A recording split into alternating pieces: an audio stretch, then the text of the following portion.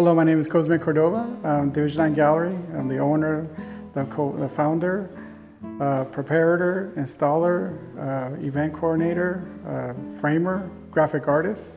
Pretty much do it all just to stay alive. I was actually born in Mexico, and at 5 years old, I was joking. I was thrown over like a football over the border, right? We landed in Riverside, touchdown, right? But in our lands at that time, there was a lot of gang violence, drive-bys. There's a lot of stuff happening in Arlanza.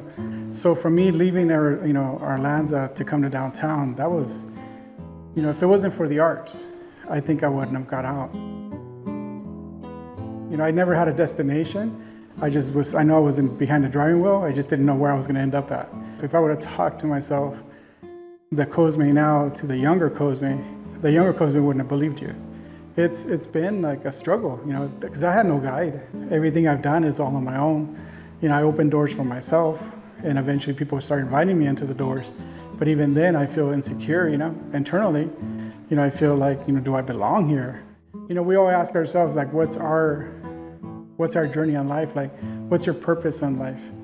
I want original art, original thought. Because at the end of the day, that's what's left on the table. Like, when you pass away, what did you do? We struggle, I'm an artist, and I'm not a businessman. I don't think numbers. I think ideas.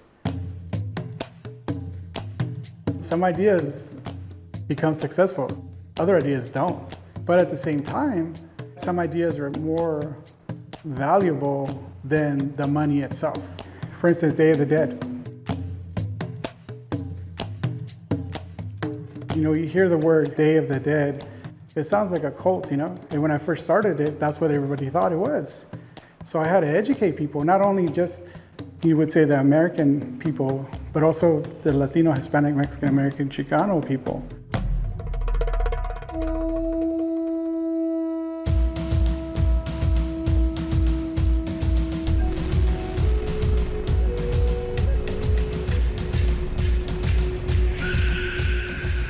Altura has been one of the few sponsors that has sponsored, Riverside Gallery, Riverside Day of the Dead. They did 2 years where they, sponsored a good amount of money, and it's helped us a lot because that money goes to not only help my event, but to bring in talented people and also to help those who've helped me. Because, to be honest with you, for Day of the Dead, I only have every year anywhere from 7 to 12 people. That's it. That's all it takes to run Day of the Dead, believe it or not. If you find the right person who's passionate for what they do, they could do 10 times more than if you gathered 50 people. And it's all about having that passion. And I think that's what, the sponsorship and other leaders, other, people in the community, when we ask for sponsorship, to understand the value that they're getting, it's helping us all grow, And by the Altura, helping us out in that way, it's amazing. I grew up watching the Cheech and Chong movies, like everyone else, and it's just, they're funny, they're hysterical. I don't smoke or drink, none of that, but I still find humor in it. It's so cool that later in life, he becomes part of my art world. I never thought of it, that we were going to cross paths, Hey,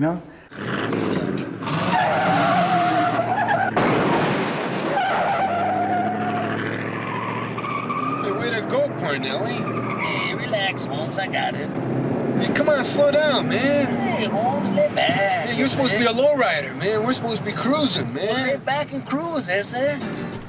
I knew that he collected artwork, but I never seen the body of work that he had. And he has an impressive body of work, He happened to be, and I've told this to many people, at the right time, the right place.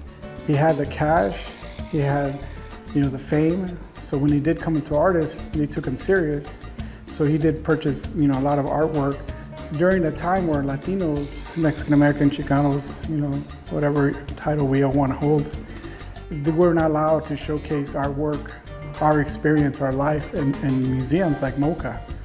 The Cheech has opened doors, I think, and it's not only just in Riverside, but I mean, by his name and fame, you know, I've heard people come from Australia and like far places, you know, to come and see this because there's never been an actual official Chicano art museum.